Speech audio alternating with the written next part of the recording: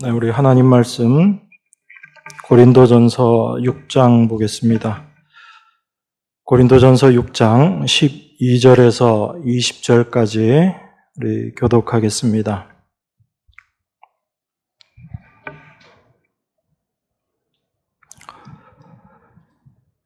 모든 것이 내게 가하나 다 유익한 것이 아니요 모든 것이 내게 가하나 내가 아무에게든지 제재를 받지 아니하리라. 식물은 배를 위하고 배는 식물을 위하나 하나님이 이것저것 다 폐하시리라. 몸은 음란을 위하지 않고 오직 주를 위하며 주는 몸을 위하시느니라. 하나님이 주를 다시 살리셨고 또한 그의 권능으로 우리를 다시 살리시리라. 너희 몸이 그리스도의 지체인 줄을 알지 못하느냐? 내가 그리스도의 지체를 가지고 창기의 지체를 만들겠느냐? 결코 그럴 수 없느니라. 창기와 합하는 자는 저와 한 몸인 줄 알지 못하느냐? 일러스되 둘이 한 육체가 된다 하였나니 주와 합하는 자는 한 영이니라. 음행을 피하라. 사람이 범하는 죄마다 몸 밖에 있거니와 음행하는 자는 자기 몸에게 죄를 범하느니라. 너희 몸은 너희가 하나님께로부터 받은 바 너희 가운데 계신 성령의 전인 줄을 알지 못하느냐? 너희는 너희의 것이 아니라. 함께 읽겠습니다. 값으로 산 것이 되었으니 그런즉 너희 몸으로 하나님께 영광을 돌리라. 아멘.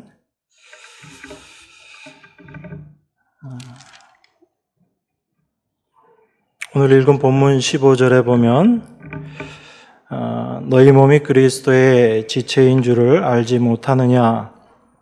내가 그리스도의 지체를 가지고 창기의 지체를 만들겠느냐? 결코 그럴 수 없느니라. 이렇게 이야기합니다. 우리가 성경을 보면서도 사실 쉽게 이해하지 못하는 내용 중에 하나가 그리스도의 지체라는 내용입니다. 지체라는 단어의 뜻은 여러분들이 잘 알고 있습니다. 그런데 이 지체라는 의미가 잘 아는 것 같으면서도 사실 우리가 놓치기 쉽고 그저 머릿속에서 관념적으로밖에 이해되지 않는 많은 부분들이 실제 이 그리스도가 우리 눈에 보이지 않고 또 그리스도의 몸을 이야기하지만 그것이 우리 눈에 보이는 그러한 몸이 아니기 때문에 그렇습니다. 그러다 보니까 우리가 그리스도의 몸을 교회다라고 이야기하고 우리 눈에 보이는 이런 함께 모여있는 이 공동체 이것을 몸이다, 교회다 그렇게 이야기하지만 실제 성경에서 이야기하는 몸인 그리스도의 몸, 그 교회는 보이지 않는 거죠. 그러다 보니까 우리가 몸과 지체를 이야기할 때 잘 아는 것 같으면서도 사실 오해할 수 있는 부분들이 있는 것입니다.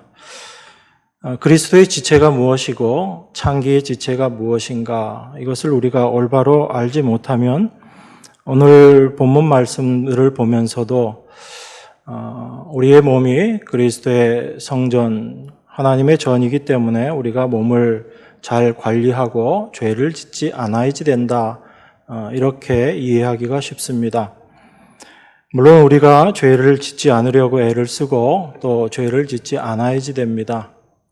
그런데 그 죄를 짓지 않는다라는 그 의미가 우리의 몸이 하나님의 성전이기 때문에 우리가 그 성전을 깨끗이 해야지 된다라는 그런 차원에서 생각을 하게 되면 사실 하나님의 말씀의 아주 한 부분밖에 우리가 보지 못하는 그런 결과가 됩니다.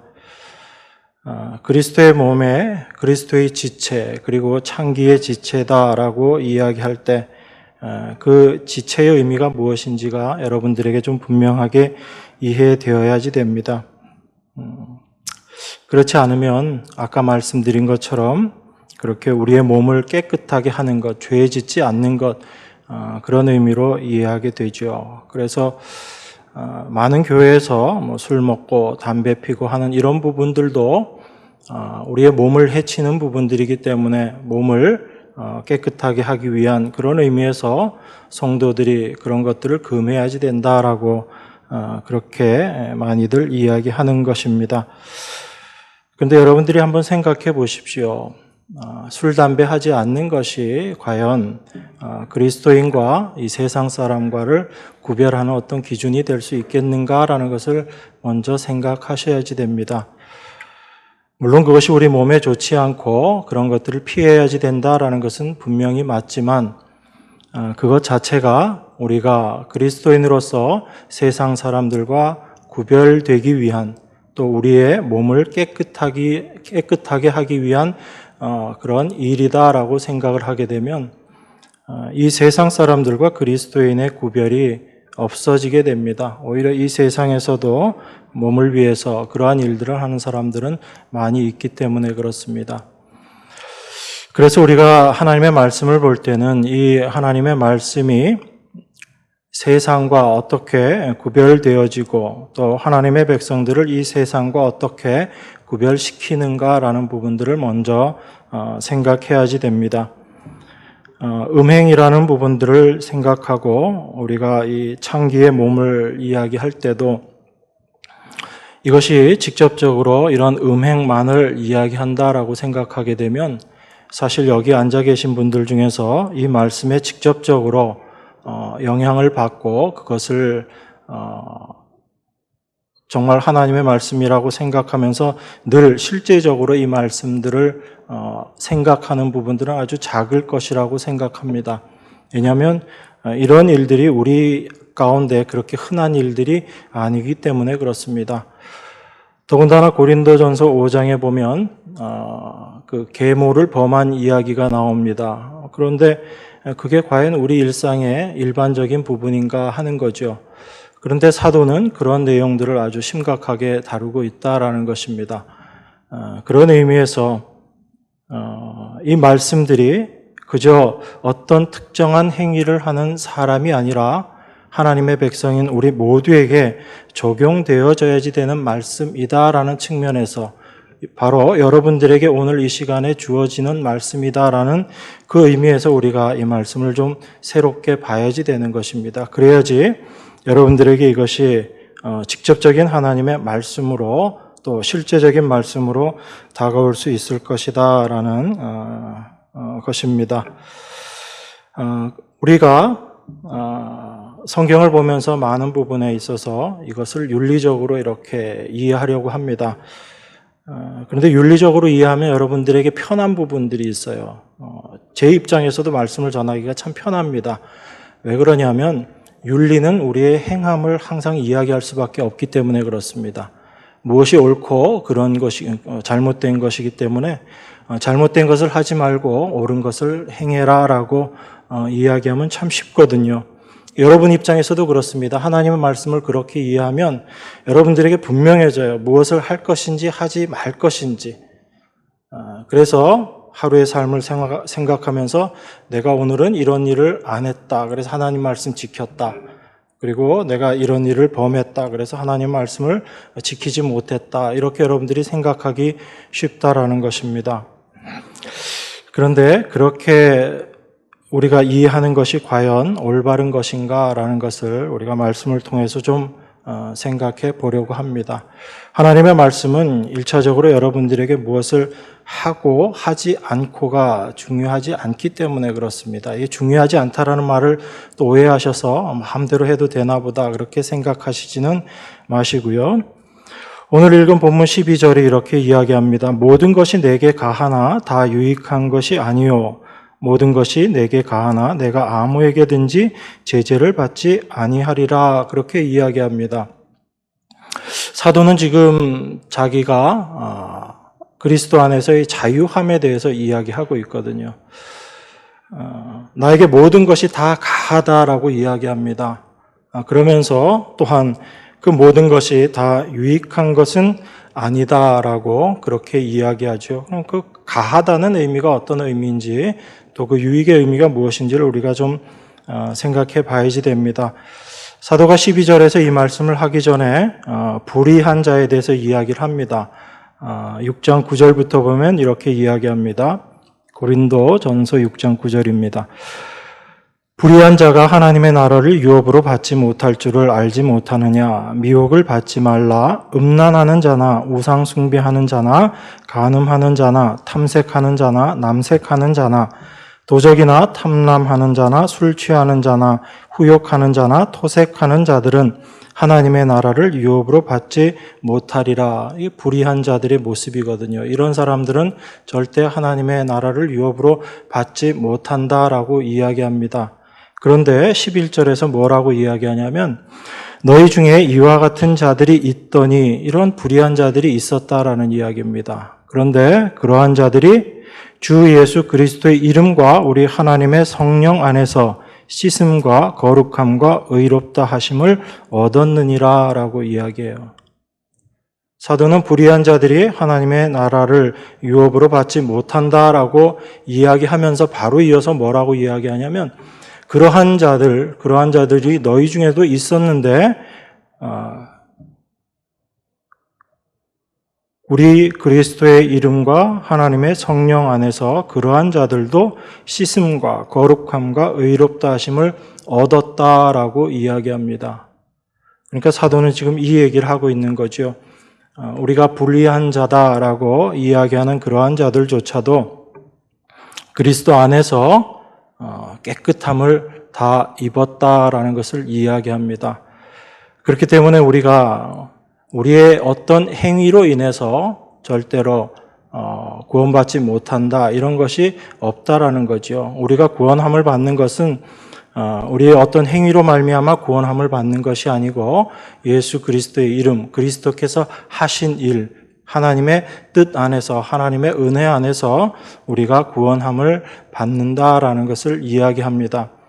이걸 반대로 생각하게 되면 구원받은 성도들이 이러한 불의한 일을 행해도 구원함에는 변함이 없다라는 의미가 될 수 있죠. 그런데 그렇다고 해서 우리가 그 모든 것들, 이러한 불의한 일들을 마구 행할 수 있는 그러한 자유함이 있다. 그런 의미에서 사도가 지금 이 말을 하는 것은 아닙니다.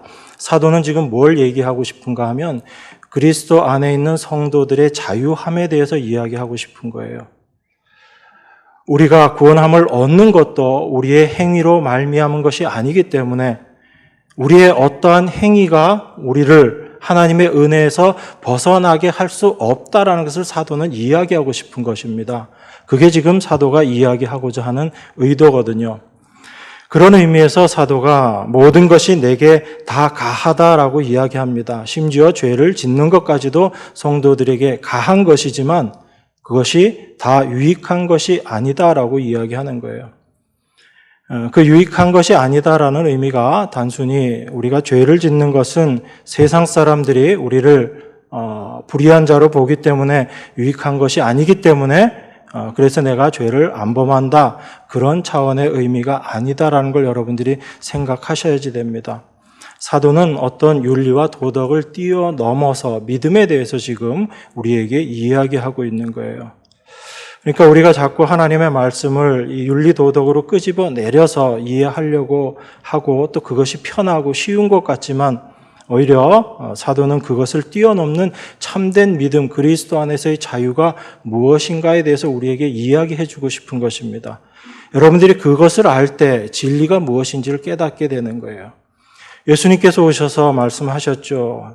너희가 진리를 알지니 진리가 너희를 자유케 하리라라고 말씀하셨습니다. 그런데 여러분들의 삶을 한번 되돌아보세요. 여러분들이 정말 그 진리 가운데 자유함으로 날마다 살아가고 있는가?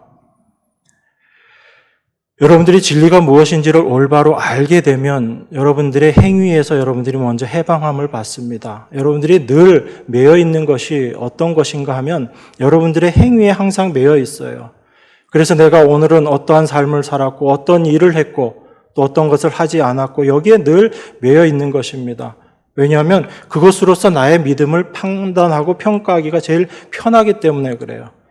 내가 오늘 이것을 했는가 하지 않았는가를 가지고 여러분 스스로가 여러분들의 믿음을 판단하기가 제일 편하기 때문에 자꾸 여러분들은 행위를 바라보는 겁니다. 그런데 그 행위를 바라본다라는 것이 바로 주님을 바라보지 않고 나를 바라보고 있다는 증거거든요. 그런데 우리가 그것은 생각하지 못하는 겁니다. 내가 믿음으로 살고 있는가라는 것을 주님을 바라보는 것으로 이해하지 않고 내가 올바른 행위를 하고 있는가에 자꾸 매이는 거예요. 그러다 보니까 십자가를 바라보기보다는 자기 자신을 바라보는 신앙생활을 하게 되는 것입니다. 그게 사실 하나님 앞에서 자기 의를 세우는 모습이라는 것을 우리는 생각하지 못해요. 윤리와 도덕은 인간의 행위를 이야기하기 때문에 그것을 행했을 때는 자연스럽게 자기 의가 되어버립니다. 그리고 그것을 행하지 못했을 때는 우리의 모습을 자괴감의 모습, 자책하는 모습으로 끌고 가는 거예요. 그렇게 해서 자꾸 무언가를 한 것을 통해서 나의 믿음을 확인하고 나의 의로 만들어버리는 것, 이게 하나님 앞에서는 오히려 범죄하는 것이다 라고 예수님께서 말씀하셨거든요. 사도도 동일한 이야기를 했습니다. 그래서 유대인들이 자기의 의를 세우기 위해서 힘써 하나님의 의에 순종치 않고 복종하지 아니했다라고 이야기합니다. 열심히 하나님의 말씀을 지켜내고 그 행한 것으로 자기의 의로 삼으려고 했던 그 유대인들을 그렇게 사도가 결정적으로 이야기하고 있는 것이거든요. 그래서 여러분 스스로도 항상 그 부분을 보셔야지 되는 겁니다. 내가 과연 나를 바라보고 있는가, 아니면 하나님을 바라보고 십자가를 바라보고 있는 삶을 살고 있는가. 여러분 스스로 늘 그걸 확인하시는 거예요. 그래서 나를 향하고 있다면 그것은 내가 지금 주님을 바라보고 있지 않다라는 것을 이해하셔야지 되는 겁니다. 쉽지 않죠. 우리는 눈에 보이는 것, 우리가 행하는 것이 늘 우리 눈에 들어올 수밖에 없기 때문에 그렇습니다. 그래서 믿음은 여러분에게 나오는 것도 아니고 믿음으로 사는 것도 여러분 힘으로 살아갈 수 없는 거예요. 우리가 믿음을 받았기 때문에 이제 그 믿음 가지고 우리가 살아가야지 된다라고 생각하지만 성경은 절대 그렇게 이야기하지 않습니다. 우리에게 오신 믿음이 그 주인이 되어서 우리의 삶을 이끌어 간다라고 이야기하는 것이 성경이 이야기하는 믿음이에요. 우리는 자꾸 그 믿음조차도 내 것으로 만들어서 나의 믿음으로 만들어버리기를 원하는 거죠. 내가 거룩한 자 되기 원하는 것이고 내가 생각하고 기대하고 있는 그런 성도의 모습을 내가 이루어내야지 되겠다라고 생각하는 것입니다. 한편 생각하면 그것이 참 그리스도인다운 생각인 것 같지만 그것이 어떤 면에서는 하나님의 능력을 부인하고 있는 모습이다라는 것을 우리가 생각할 수 있어야지 됩니다. 그래서 신앙생활은 쉽지 않은 거예요. 어떤 면에서 인간의 힘으로 한다라고 했을 때는 신앙생활은 절대로 쉽지 않습니다. 그런데 하나님의 은혜, 하나님의 일하심이 무엇인지를 알고 성령께서 어떻게 우리를 인도하시고 이끌어 가시는가에 대한 확실한 내용을 알게 되면, 여러분들이 진리를 아시게 되면 자유함이 있게 되는 겁니다. 내가 행하는 삶이 아니라 내 안에서 그리스도께서 사시는 삶이다라는 것을 여러분들이 확인하게 되기 때문에 그렇습니다. 그래서 우리의 행함이 무엇인가, 그리스도 안에서의 자유함이 무엇인가라는 것을 여러분들은 분명하게 이해를 하셔야지 됩니다. 사도가 다 유익한 것이 아니오라고 이야기하면서 13절에서 이렇게 이야기합니다. 식물은 배를 위하고 배는 식물을 위하나 하나님이 이것저것 다 폐하시리라, 이렇게 이야기합니다. 식물은 배를 위하고 배는 식물을 위한다. 이게 어떤 의미죠?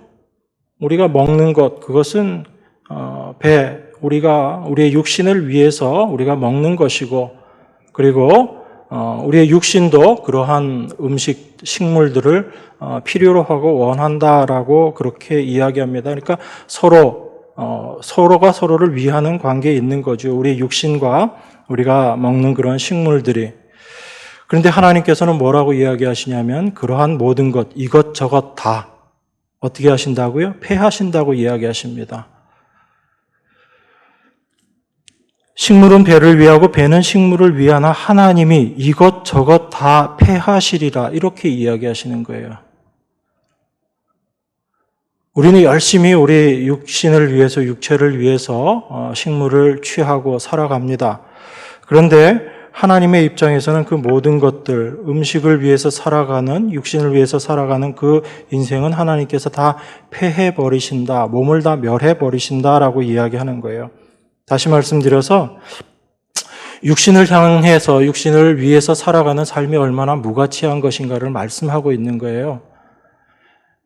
그런데 우리들의 삶을 돌이켜보면 우리의 삶의 많은 부분이 어떻게 되어 있습니까? 우리의 먹을 것, 입을 것, 그걸 위해서 살아가는 삶이잖아요.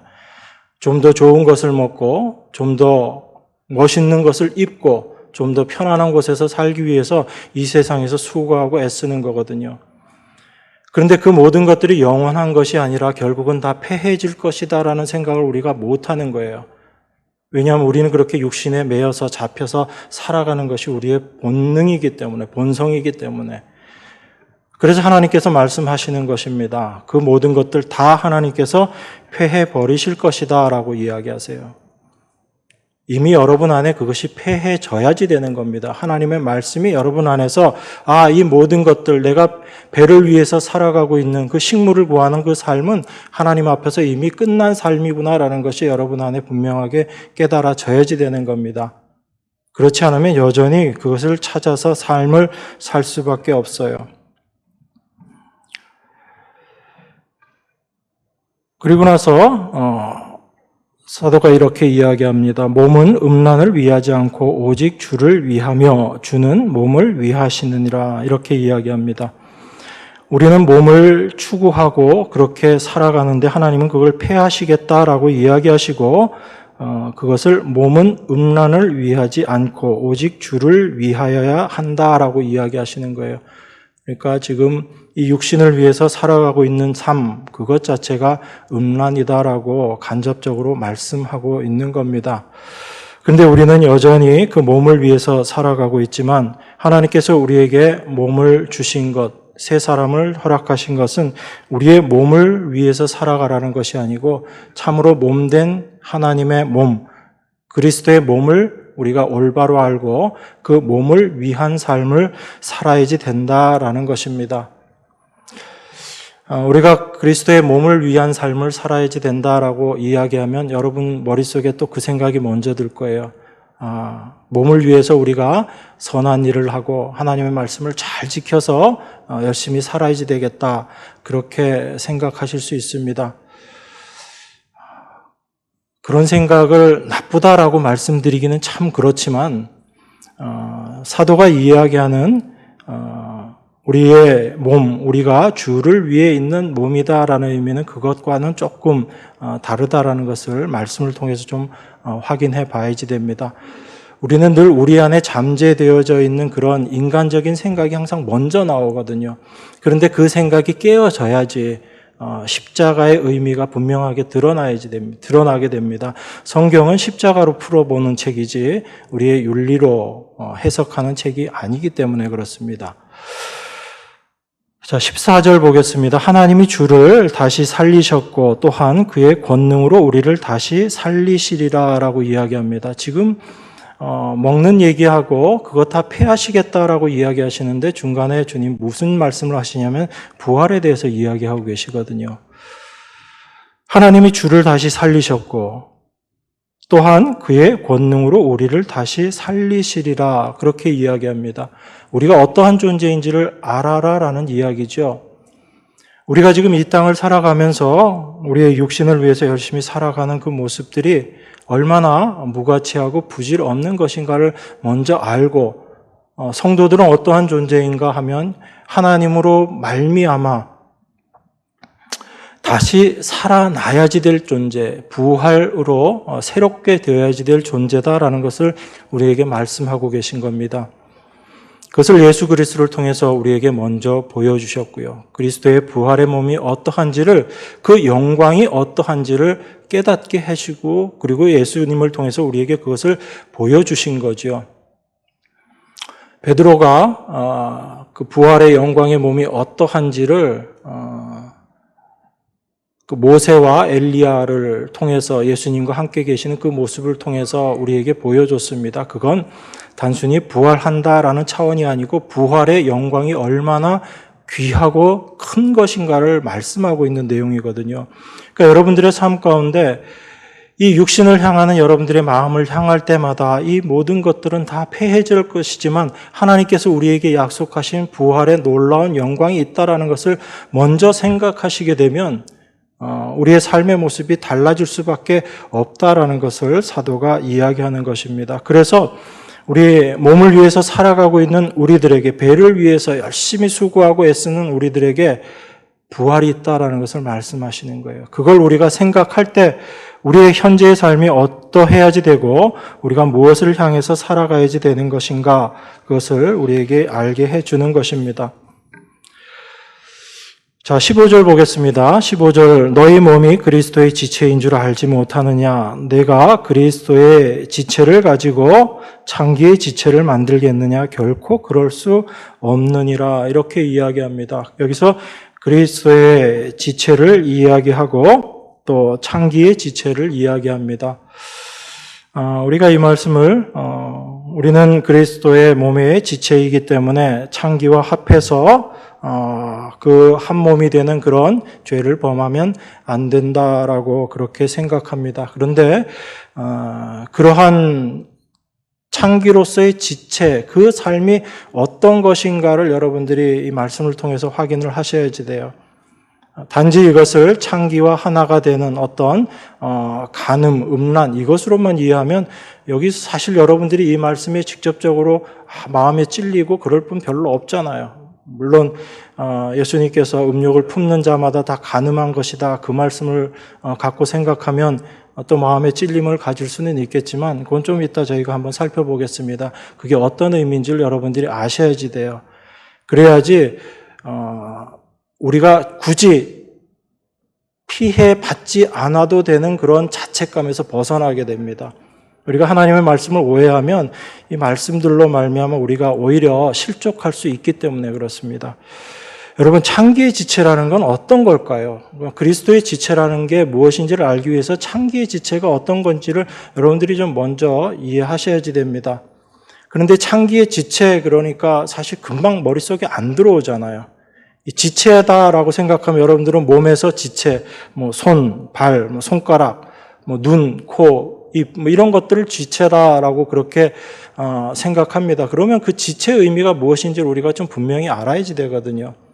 그런데 그리스도의 지체가 있고 창기의 지체가 있다라고 이야기합니다. 그러면 그 창기의 특징이 무엇인가, 왜 사도는 지금 창기 이야기를 하고 있는가를 우리가 좀 생각을 해야지 됩니다. 지체를 이야기한다는 것은 몸을 지금 이야기하고 싶은 거거든요. 몸이 어떤 것이기 때문에 지체가 어떤 역할을 해야지 된다라는 것을 이야기하고 싶은 겁니다. 그러면 여러분, 창기의 지체라고 이야기했을 때 창기, 주일 아침에 계속 좋지 않은 단어를 써서 좀 저도 별로 이렇게 좀 마음이 편하지는 않은데 어쩔 수 없죠. 성경에 나와 있는 단어가 그렇게 돼 있으니까 우리 좀 봅시다. 그 창기의 지체라는 것은 어떤 걸까요, 여러분? 창기의 사고방식을 가지고 살아간다라는 의미거든요. 창기의 지체다라는 이야기는. 그러면 이런 사람들의 특징이 어떤 겁니까? 일반 사람들하고 다르게 이런 사람들의 특징은 뭐냐면 한 남자에게 매여 있지 않다라는 거죠. 한 남자에게 매여 있지 않기 때문에 자기가 자기 원하는 것을 그냥 편하게 마음대로 할 수 있는 사람입니다. 이런 사람들은. 그래서 내가 너한테 속해 있다라는 이런 관계가 없는 거예요. 그런데 부부 관계에서는 그렇지 않죠. 내가 너에게 속해 있다, 서로가 서로에게 속해 있다라는 그 관념이 있는 겁니다. 그렇기 때문에 자기가 독립한 존재다라는 생각을 사실 갖지 않아야지 되는 게 부부거든요. 그래서 둘이 합하여 한 몸이 된다라고 창세기에 나와 있는 겁니다. 그러면 창기의 특징이라는 것이 어떤 한 대상에게 매이지 않고, 그리고 그 존재에게 속하지 않고 자기가 독립적으로 자기의 유익을 위해서 살아가는 사람이라고 우리가 정의를 내릴 수 있겠죠. 그런 대표적인 사람이 요한복음에 나와 있는 그 수가성 여인이잖아요. 남편이 몇 명 있었어요? 남편이 5명이나 있었습니다. 그런데 그 누구도 그 여자에게 남편이 되지 못했던 거예요. 자기의 유익을 위해서 이 남자 저 남자 다 만났던 거죠. 그런데 그 누구도 이 여인에게 남편이 되지는 못했어요. 그러니까 우리가 창기의 지체가 된다라는 이야기는 우리가 그러한 삶을 산다라는 이야기입니다. 우리가 그리스도께 속한 자가 아니라 자기의 유익을 위해서 자기 자신을 중심으로 모든 것들을 생각하면서 살아가는 것, 그게 바로 창기의 지체로서 살아가고 있는 모습이다라는 겁니다. 그러니까 창기의 지체로 살아간다는 것 자체가 그리스도의 지체로서의 그런 생각, 의식 없이 살아가는 존재라는 그런 의미겠죠. 그죠? 예. 그래서 16절에서 그렇게 이야기하는 겁니다. 창기와 합하는 자는 저와 한 몸인 줄을 알지 못하느냐. 일러스되 둘이 한 육체가 된다 하셨나니. 창기와 합하는 자, 그러한 행위를 하는 자, 창기와 동일한 몸이다라는 이야기입니다. 동일한 생각, 동일한 사고방식을 가지고 살아가게 된다라는 거죠. 자기가 중심이 되어 있다는 얘기입니다. 자기의 유익을 위해서 열심히 신앙생활을 한다는 거예요. 그러니까 창기라고 이야기하니까 여러분 나쁜 걸 자꾸 생각하시는데 그렇지 않은 겁니다. 지금 사도는 우리의 신앙생활을 가지고 이야기하는 거예요. 음행을 하고 안 하고의 그것과 상관없이 우리가 과연 어떠한 사고방식을 가지고 날마다의 삶을 살아가고 있는가, 그것이 그리스도의 지체로서의 사고방식으로 지체로서 살아가고 있는가, 아니면 창기의 지체처럼 그렇게 살아가고 있는가. 만약에 우리가 그러한 모습으로 살아가고 있다면 그걸 과감하게 버려야 된다라는 것을 이야기하는 것입니다. 근데 사실 우리가 버릴 수도 없죠. 잘 버려지지도 않고요. 우리 안에 그것을 깨닫게 해 주셔야지 사실 우리가 알게 되는 겁니다. 그래서 17절에 주와 합하는 자는 한 영이니라 라고 이야기하는 겁니다. 창기와 합하는 자가 한 몸인 것처럼 주와 합하는 자는 한 영이다 라고 이야기해요. 그러니까 여러분, 사도가 지금 구별하고 있는 거죠. 우리가 아무리 신앙생활을 열심히 하고 신령한 일을 추구하면서 살아간다라고 하더라도 그것이 자기가 중심이 되고 자기가 주인이 되어서 자기의 유익을 위해서 살아가는 삶이라면 그건 육의 삶이다라는 겁니다. 몸의 삶이라는 거예요. 그런데 그것에서 벗어나서 주와 한 몸이 되는 것, 그리스도의 지체로 살아가는 것, 그것이 바로 영적인 삶, 영으로서의 삶이다라는 것을 이야기하고 있는 것입니다. 그러면서 18절에 이렇게 이야기합니다. 음행을 피하라. 사람이 범하는 죄마다 몸 밖에 있거니와 음행하는 자는 자기 몸에게 죄를 범하느니라. 그렇게 이야기합니다. 죄를 두 가지로 이야기를 하죠. 하나는 일반적인 사람들이 범하는 그런 죄, 그리고 음행이라는 죄, 이것을 구별을 합니다. 이 구별하는 이유는 그런 거죠. 일반적으로 범하는 죄와 음행이라는 이 죄가 어떻게 다른가, 그래서 그 다름으로 말미암아 어떤 결과가 생기는가를 지금 이야기하고 싶은 거예요.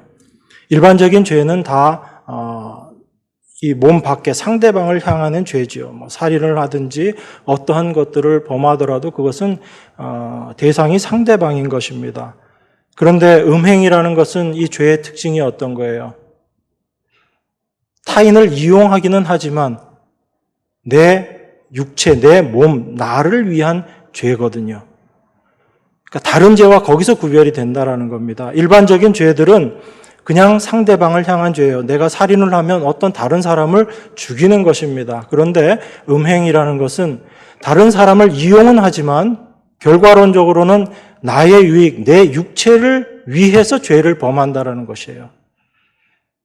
그래서 그 자기의 육체를 위해서 살아가는 그 지체는 결국은 어디에 피해를 줄 수밖에 없는가 하면 몸에 피해를 줄 수밖에 없다라는 것을 지금 우리에게 이야기하고 있는 겁니다. 그게 음행이 자기 몸에게 죄를 범하는 것이다라는 의미예요. 1차적으로는 자기의 유익, 바로 자기 몸을 가지고 범죄를 행하고 있다. 그 지체로서의 그 몸을 이야기하고, 그리고 그 지체로서의 몸만을 위하는 그 지체로 말미암아 결국은 그것이 몸된 교회, 그리스도의 몸에 해를 입히게 된다라는 것을 이야기하고 있는 겁니다. 그래서 음행이라는 것이 그리스도의 몸을 해치는 일이 된다라고 그렇게 이야기하는 겁니다. 우리 육신 자체 단지 쾌락을 위한 그 삶, 이것을 음행이라는 의미에서 쾌락이라고 보게 되지만 바로 자기의 유익을 위해서 살아가는 그 삶의 모습을 이야기하는 거거든요.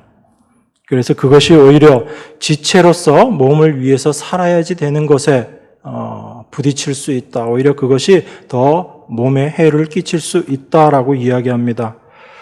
그러면서 19절에 하시는 말씀이 너희 몸은 너희가 하나님께로부터 받은 바 너희 가운데 계신 성령의 전인 줄을 알지 못하느냐. 너희는 너희의 것이 아니니라 라고 그렇게 이야기합니다. 먼저 너희의 것이 아니다라는 말씀부터 우리가 좀 생각해 보겠습니다. 우리의 몸, 하나님께서 우리에게 허락하신 이 몸, 이것은 단지 어떤 육신적인 몸뿐만 아니라 우리가 이 땅에서 살아가는 삶 전체를 이야기합니다. 그런데 우리의 그 삶 자체가 우리 안에 계신 우리가 성령의 전인 줄 알지 못하고 살아가는 것, 그걸 너희는 너희의 것이 아니다라고 지금 사도가 이야기합니다. 우리의 몸이 우리 것이 아니다라는 것은 1차적으로 우리가 생각해 보면 지체로서 우리가 가져야지 되는 생각은 이런 거라는 이야기죠. 내 몸도 내 것이 아니다라는 것입니다. 그러면 이게 더 깊이 들어가서 우리가 생각되어진다면 이건 바로 자기 부인을 이야기하는 거거든요. 우리는 내 몸이기 때문에 늘 내 것이라고 생각하고 살아요. 그래서 내가 내 몸으로 무엇을 하고 이렇게 늘 생각을 하는데 하나님의 말씀은 오히려 너희는 너희 것이 아니다라고 그렇게 이야기해 버립니다. 우리는 당연히 지체로서의 나는 내 것이고 그 지체는 바로 나다라고 그렇게 생각을 하고 있는데 하나님은 오히려 너희 몸은 너희 것이 아니다. 너희는 너희의 것이 아니다라고 이야기해요. 너희, 이건 단순히 몸을 이야기하는 것이 아니라 전인격적인 우리를 이야기하는 것입니다. 우리의 모든 생각, 사고, 우리의 행하는 모든 것들, 그것이 너희의 것이 아니다라는 얘기예요. 바로 너희는 부인되어야지 되는 존재다라는 것을 이야기하고 있는 것입니다. 우리 마태복음 5장 29절 30절 한번 보겠습니다. 마태복음 5장 29절 30절 우리 같이 한번 봉독하겠습니다. 만일 내 오른눈이 너로 실족해 하거든 떼어내버리라. 내 백체 중 하나가 없어지고 온몸이 지옥에 던지우지 않는 것이 유익하며 또한 만일 내 오른손이 너로 실족해 하거든 찍어내버리라. 내 백체 중 하나가 없어지고 온몸이 지옥에 던지우지 않는 것이 유익하니라. 여러분 이 말씀 보시면서 이 말씀대로 내가 행해야지 그렇게 생각하시는 분 없으시죠? 그러니까 여러분들은 말씀을 보셔도 어떻게 말씀을 보시냐면 여러분들이 할 수 있는 것은 그것을 실질적으로 행하라는 말씀으로 보고 여러분들이 할 수 없는 것에 대해서는 이건 행하라는 말씀이 아니고 다른 의미겠거니 그렇게 생각을 합니다. 맞죠? 그게 우리 안에 있는 이게 말씀을 보는 태도라는 거예요. 그게 여러분 깨지셔야지 됩니다. 여기 지금 뭐라고 이야기하냐면 내 오른눈이 너로 실족해 하거든 떼어내 버려라 라고 그렇게 이야기해요. 또 내 오른손이 너로 하여금 실족해 하거든 찍어내 버리라 라고 이야기합니다. 왜 눈 빼버리고 왜 손 찍어버리라고 이야기하죠? 그것으로 말미암아 실족해 되면 결국은 그것으로 그 손, 그 눈 때문에 몸이 지옥에 떨어지기 때문에 그렇습니다. 그래서 눈 하나 빼버리라는 이야기예요. 손 하나 잘라버리라는 이야기입니다. 그리고 나서 뭐가 더 낫다는 이야기예요. 눈 하나 없이, 손 하나 없어도 몸이 지옥 가지 않는 게 더 중요한 것이다 라고 이야기하고 있는 거죠. 그런데 우리 중에 누구도 이렇게 사는 사람이 없잖아요. 그럼 이 말씀의 의미가 무엇인가를 우리가 생각해 봐야지 되는 거죠. 지금 사도는 예수님은 이 말씀을 하시면서 그리스도의 몸과 지체에 대해서 이야기하고 있는 겁니다. 지체는 어떠한 존재고 어떠한 생각, 어떠한 사고방식을 가져야지 되는지에 대해서 이야기하고 있는 거예요. 지체로서, 몸의 지체로서 자기 자신의 존재가 어떠해야지 되는지를 이야기하고 있는 것입니다. 몸을 위해서 자기 자신은 빼어내 버려져도 아무 할 말이 없는 존재다라는 것을 알아라라는 이야기예요. 그냥 몸이 범죄하니까, 이 손이 범죄하니까 손 잘라버리고 몸이 지옥 안 가는 게 낫다, 이 차원의 이야기가 아니라 지체는, 몸에 대해서 지체는 어떤 생각을 가지고 살아야지 되는 존재인가 하면 나로 말미암아 나 하나, 지체로서의 나가 잘려져 버린다 할지라도, 잘라져 버려진다라고 할지라도 몸이 온전케 되는 것이 합당한 것이다라는 것을 아는 자들이 지체다라는 이야기예요. 이걸 다르게 말씀드리면 나라는 존재 자체는 그 몸 안에 있을 수도 없는 그런 존재다라는 것을 알아야지 된다는 이야기입니다. 실족할 수밖에 없는 그런 나의 죄된 모습을 깨닫고 그것을 아는 자들이 하나님의 은혜가 아니면 나는 도저히 살 수 없는 그런 존재입니다라는 것을 고백할 수 있게 된다는 이야기예요. 하나님의 몸 앞에서 우리 지체, 우리 자신이 어떤 존재인지를 분명히 발견하고 하나님께서 어떻게 하나님의 몸을 아름다운 모습으로 만들어내셨는가를 분명하게 확인하라는 이야기입니다. 그래서 눈 빼버리고 손 잘라버리라는 이야기를 어디에 같이 붙여서 예수님께서 이야기하시냐면 간음하지 말라라는 이야기를 가지고 같이 하시는 거예요. 예수님이 말씀하십니다. 간음하지 말라 하였다는 것을 너희가 들었으나 나는 너희에게 이르노니 여자를 보고 음욕을 품는 자마다 마음에 이미 간음하였느니라, 이렇게 이야기합니다. 사람들은 어떻게 생각하고 있다는 이야기예요?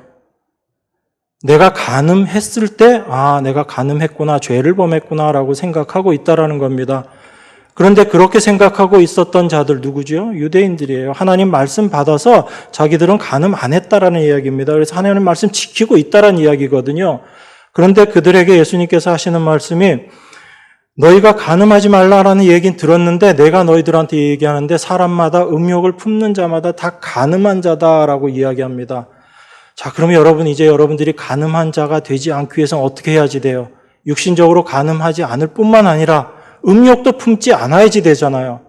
그러면 예수님이 지금 이 말씀 주시면서 너희들은 이제 음욕도 품지 않는 자가 되기 위해서 열심히 노력하고 애써라, 그 말씀이시겠냐고요. 근데 우리는 그렇게 생각하잖아요. 그래서 음욕이 나올 때마다 이거 없애야지 되는데 물론 없애야지요. 그게 좋은 건 아니기 때문에 그것을 미워해야지 됩니다. 그런데 여러분들이 그것을 싫어하고 미워하고 없애려고 생각하기 전에 그것이 무엇인지를 먼저 아셔야지 되는 거예요. 그래야지 거기에 대해서 여러분들이 바라보는 시각이 바뀌어지는 겁니다. 예수님 지금 뭘 말씀하고 계시는 거예요? 여자 이게 이미 마음에 간음한 것이다라는 것을 이야기하심으로써 우리가 어떤 죄를 짓느냐 짓지 않느냐의 문제가 아니고 죄가 이미 너희 안에 있다라는 것을 지금 이야기하시는 거예요. 우리 안에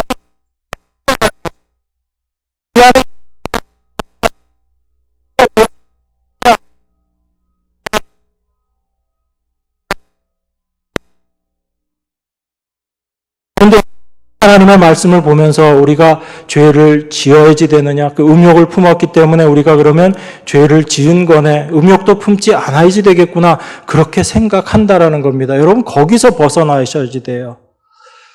예수님은 지금 우리 안에 죄가 있다라는 걸 이야기하고 있는 겁니다. 우리가 바로 그 죄의 존재다라는 것을 우리가 어떻게 하고 안 하고의 것을 떠나서 우리 안에 이미 죄가 있기 때문에 우리에게서 음욕이 나오는 것이다라는 것을 지금 이야기하고 있는 거예요. 그러면 내가 죄의 존재다라는 것을 알게 되는 그 지체는, 몸에 붙어 있는 그 지체는 자기가 어떻게 몸에 붙어 있게 되었는지를 생각하지 않을 수가 없는 거죠. 이런 죄의 몸인 내가 하나님께서 나를 잘라버리시고 나를 그냥 내버리셔도 나는 아무 할 말 없는 그런 죄의 존재인데 이런 나를 하나님께서 버리지 않으시고 내 눈 빼버리지 않으시고 내 팔 잘라버리지 않으시고 그대로 품고 나를 하나님의 은혜 가운데 그리스도 안에서 그리스도의 몸된 교회로, 몸된 교회의 지체로 나를 불러주신 것이 얼마나 하나님의 크신 은혜인가, 그것을 알아야지 된다는 이야기입니다. 그것을 알게 될 때 여러분의 삶이 바뀌어지는, 여러분들이 무슨 결심하고 내가 이제부터 결단하고 그렇게 그 삶을 살아야 되겠습니다, 그렇게 해서 되어지는 것이 아니라 우리 안에 성령이 오시면 우리의 모습이 어떠한지를 깨닫게 하시고 그것을 밝히 드러내시고 하나님이 원하시는 그 삶을 살아가게 해주신다는 이야기예요. 그래서 예수님께서 성령이 오게 되면 죄에 대해서, 의에 대해서, 심판에 대해서 너희들을 책망할 것이다 라고 이야기하시는 겁니다. 의에 대해서 뭐라고 이야기하세요? 예수님께서 부활하셔서 하늘나라로 가셨다라고 이야기합니다. 그러면 이 세상에 의라는 게 있어요, 없어요? 의가 없어져 버린 겁니다. 의가 없는 세상인 거예요, 이 세상은. 여러분들이 여러분 스스로 만들어낼 수 있는 의가 없다라는 겁니다. 그런데 이 세상은 어떻게 생각하고 있어요? 우리가 의를 만들어내야지 된다라고 생각하죠. 그리스도인들조차도 그렇게 생각한다고요. 하나님의 은혜를 받았으니까 이제 우리가 의를 만들어내야지 된다고. 그런데 성경은 뭐라고 이야기하냐면 그 의는 예수님 한 분이신데 그분은 이미 올라가셨다, 이 세상엔 없다라는 얘기입니다. 그럼 여러분들이 의가 있어야 천국에 가는데, 의가 있어야 하나님의 백성이 되는데 여러분들은 어떻게 할 거예요?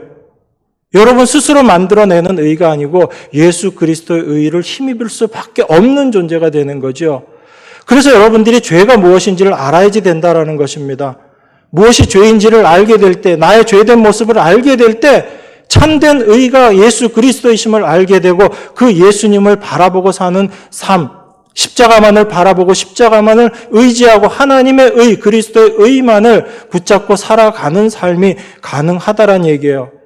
그런데 이것이 우리의 힘으로, 우리의 능력으로 가능하겠냐는 거예요. 그래서 성령께서 오신 것입니다. 여러분 안에 죄가 무엇인지 깨닫게 해주시고 무엇이 참된 의인지를 알게 하심으로 우리가 어떤 심판 가운데 있었고 우리가 이제 그 심판을 어떻게 이해해야 되는지를 우리로 하여금 책망하시는 거예요. 올바로 가르쳐 주시는 것입니다. 그것을 통해서 우리는 하나님의 자녀로 살아갈 수 있게 되는 거죠.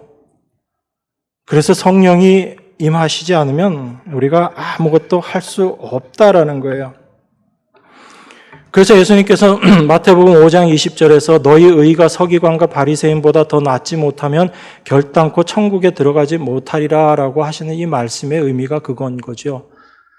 서기관과 바리새인보다 더 나은 의를 여러분들이 만들어내어서 천국에 들어가는 것이 아니라 서기관과 바리새인과는 전혀 다른 의, 다른 차원의 의, 예수 그리스도의 의, 우리 인간으로서 만들어낼 수 없는 그 하나님의 의, 그것으로 말미암아 너희가 천국에 들어가게 될 것이다 라고 이야기하고 있는 겁니다.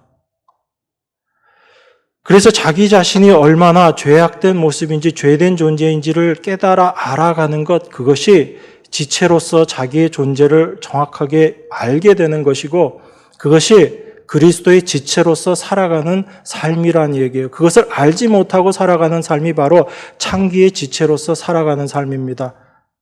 몸이 아닌, 몸을 위해서 살아가는 삶이 아닌 내 자신을 위해서 살아가는 삶. 그래서 이혼을 같이 이야기하고 있는 거예요. 마태복음에서. 이 말씀하고 나서 음욕 이야기하고 이 이야기를 하면서 이혼에 대해서도 동일하게 이야기하는 겁니다. 같은 원리인 거죠. 왜 이혼하게 됩니까? 부부가. 자기 유익을 생각하기 때문에 이혼하게 되는 거예요. 그것이 없이는 이혼하지 않죠. 아무리 내가 힘들고 어려워도 나라는 존재를 생각하지 않으면 그 결과까지는 안 가는 거죠. 근데 우리는 그리스도인은 이혼하면 안 된다라는 그런 생각 때문에 그냥 꾹 참고 지내는 것이지만 정말 내 모습이 어떤지를 알면 사실 그런 생각도 다 내려놓게 되는 거죠. 여러분, 우리는 그리스도의 몸에 속한 자입니다. 그게 우리의 존재거든요. 우리가 일반적으로 우리라고 이야기할 때는 나와 너 이렇게 해서 우리라는 그 관계가 맺어지죠. 그런데 세상이 이야기하는 그 우리에는 나는 나라는 존재가 살아있고 너는 너라는 존재가 살아있으면서 우리라는 관계예요. 그게 세상이 우리라고 이야기하는 관계거든요. 그래서 내가 어떤 피해를 입게 되면 우리라는 관계가 깨어져 버립니다. 그게 세상이 이야기하는 우리의 관계예요. 그리스도 안에서의 몸이라는 것은, 그리스도 안에서의 우리라는 관계는 너, 나라는 것 자체가 없어져 버리는 거예요. 자기의 주체성 자체가 없어져 버리는 거예요. 그래야지 몸에 속해 있는 지체가 되는 거예요. 그런데 우리는 지체를 늘 이야기하면서도 그 의미에서의 지체라기보다는 여전히 지체로서 존재하는 나를 생각하면서 지체를 늘 생각하잖아요. 그러니까 내가 뭘 해야지 되고 어떤 모습이 돼야지 되고 몸을 위해서 어떤 일을 해야지 되고 늘 거기에 매여 있는 거죠. 그래서 자유함이 없잖아요. 너희 몸은 너희가 하나님께로부터 받은 바 너희 가운데 계신 성령의 전인 줄을 알지 못하느냐. 너희는 너희의 것이 아니라. 우리가 성령의 전이라고 이야기합니다. 우리의 몸이.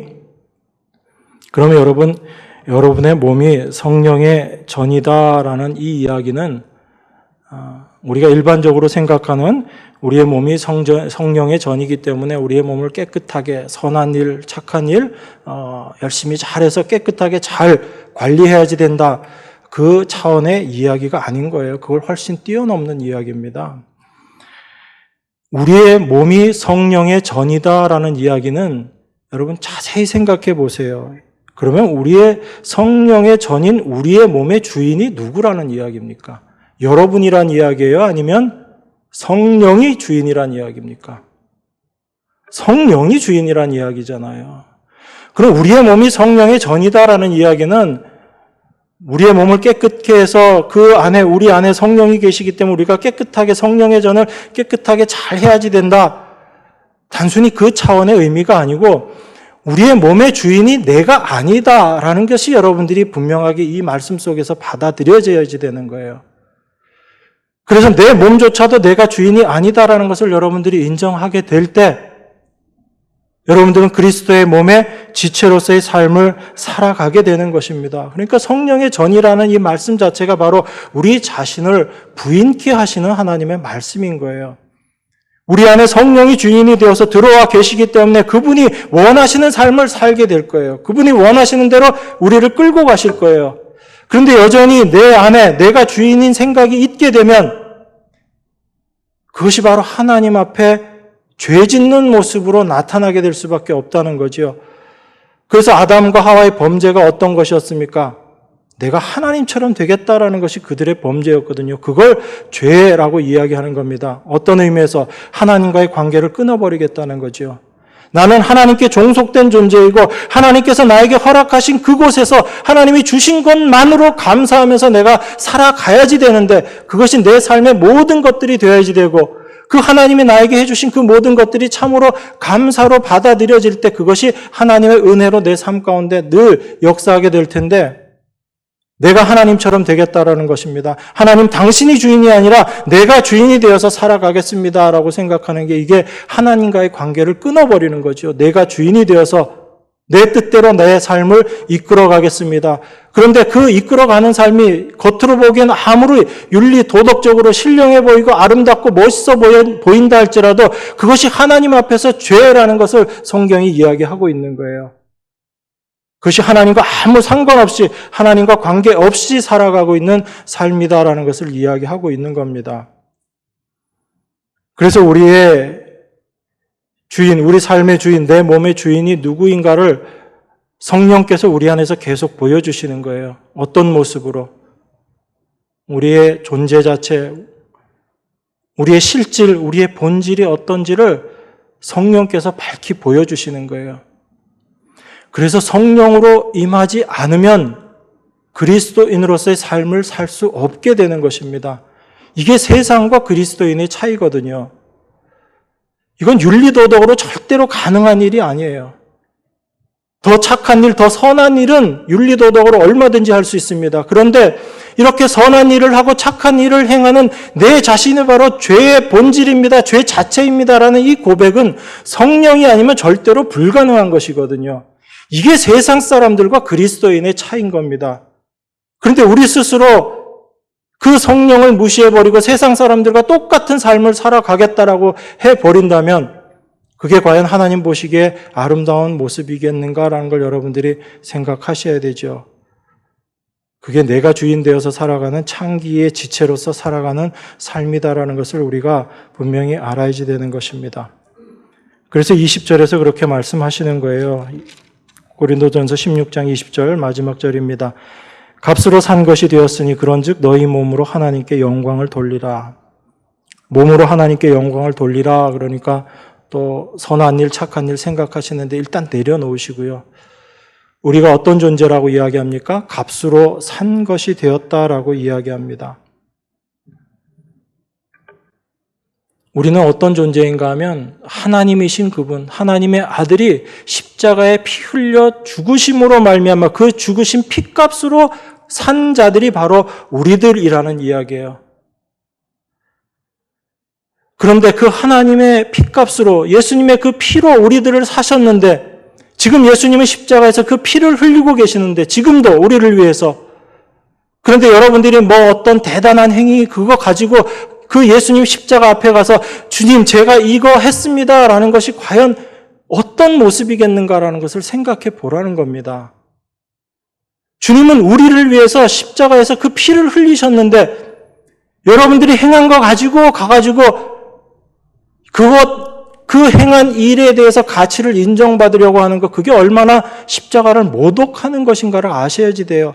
여러분, 십자가 앞에서 여러분들이 생각하셔야지 될 것은 주님의 그 십자가가 얼마나 귀한 것인가를 더 깊이 알아가는 거예요. 하나님이신 당신이 그 피 흘려서 나를 건져주신 것이 얼마나 큰 은혜인가를 더 깊이 알아가셔야지 되는 겁니다. 예수님이 십자가에서 나를 구속해 주셔서 끝, 이제 내가 열심히 살아야지. 그게 아니다라는 얘기예요. 여러분들이 그 십자가 앞에 설 때 왜 주님이 피 흘리실 수밖에 없는가를 보셔야지 되는 겁니다. 그 주님의 피 흘리심에서 내가 피 흘리고 내가 달려야지 될 그 자리인데 우리 주님께서 대신 달리셨구나라는 것을 여러분들이 발견해야지 되는 거예요. 그래서 예수님의 십자가에 달리신 그 자리가 바로 여러분 자신이 달리셔야지 되는 자리라는 것을 여러분들이 십자가를 볼 때마다 이해하셔야지 되는 겁니다. 그게 내가 십자가에 달렸다라는 것을 확인하는 자리예요.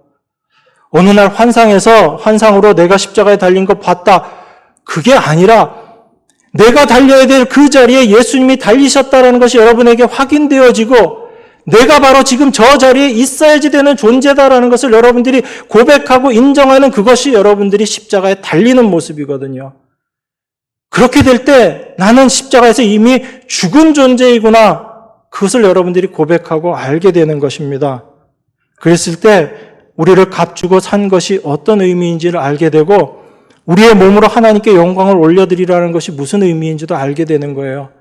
몸으로 선한 일, 착한 일 해서 영광 올려드리는 것이 아니라 이 죽을 몸을 하나님께서 어떻게 건져내셨는가를 고백하는 그 몸으로 말미암아, 그 몸의 행함으로 말미암아 하나님께서 우리에게 행하신 그 일들을 드러내고 그것으로 말미암아 하나님께 영광 올려드리는 것, 그게 바로 그리스도의 증인으로서 이 세상을 살아가는 성도의 모습인 것입니다. 여러분들에게 필요하시면 하나님께서 여러분들을 통해서 선한 일들 다 이루어내실 거예요. 그거는 하나님께서 알아서 하실 일이에요. 여러분들이 먼저 나설 일이 아니라 내 자신이 어떤 존재인지를 먼저 알게 되고 내가 하려는 것들을 내려놓게 될 때 내 안에 계신 그리스도께서 일하시게 되시는 겁니다. 여러분 잘 아시는 갈라디아서 2장 20절 마지막으로 보고 말씀 마치도록 하겠습니다. 갈라디아서 2장 20절입니다. 내가 그리스도와 함께 십자가에 못 박혔나니 그런즉 이제는 내가 산 것이 아니요 오직 내 안에 그리스도께서 사신 것이라. 이제 내가 육체 가운데 사는 것은 나를 사랑하사 나를 위하여 자기 몸을 버리신 하나님의 아들을 믿는 믿음 안에서 사는 것이라. 사도는 자기가 그리스도와 함께 십자가에 못 박혔다고 이야기합니다. 자기가 어떤 존재인지를 십자가를 통해서 분명히 보고 있다라는 이야기죠. 지금도 보고 있다라는 이야기입니다. 그래서 이제는 내가 산 것, 내가 사는 것이 아니다라고 이야기해요. 누가 살고 있다고요? 오직 내 안에 그리스도께서 살고 계시다. 그리스도께서 사시는 것이다라고 이야기합니다. 그렇기 때문에 내가 지금 이 육체 가운데 살아가는 이 삶은 내 중심에서 내가 주인이 되어서 여전히 내가 살아서 사는 삶이 아니라 나를 사랑하시고 나를 위해서 자기 몸을 버리신, 값주고 나를 사신 그 그리스도 하나님의 아들을 믿는 믿음 안에서 사는 것이다 라고 이야기합니다. 이게 우리가 그리스도 안에서의 사는 삶의 모습인 거예요. 여러분들이 주인이 되어서 여러분들이 주체가 되어서 살아가는 그러한 지체로서의 삶이 아니라 그리스도의 지체로서 살아가는 삶이 무엇인지를 분명히 이해하셔야지 됩니다. 내가 사는 것이 아니요 내 안에 계신 그리스도께서 사시는 거예요.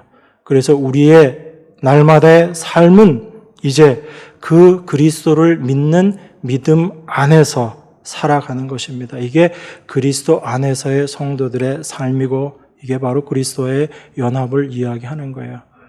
여러분 자신을 바라보시지 마시고 예수님을 바라보는 것이 무엇인지를 날마다 고민하면서 그 십자가 앞에서 여러분들이 어떤 모습으로 서야 하는지를 말씀을 통해서 확인하시면서 살아가시는 여러분과 제가 되기를 원합니다. 이 은혜가 늘 여러분들에게 충만하시기를 원합니다.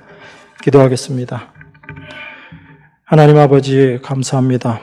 우리가 늘 무엇을 위해서 무엇을 중심으로 살아가고 있는지를 말씀을 통해서 잠시 묵상했습니다. 도무지 우리의 힘으로 능력으로 할 수 없는 것임을 고백하오니 주께서 말씀하신 대로 성령께서 우리 안에서 이루어 주실 줄 믿습니다. 오직 그 주님만 의지하고 주님만 바라보는 저희들의 삶의 모습이 될 수 있도록 주님 은혜로 함께 하시고 축복하여 주시옵소서. 귀하신 예수 그리스도 이름으로 기도드리옵나이다. 아멘.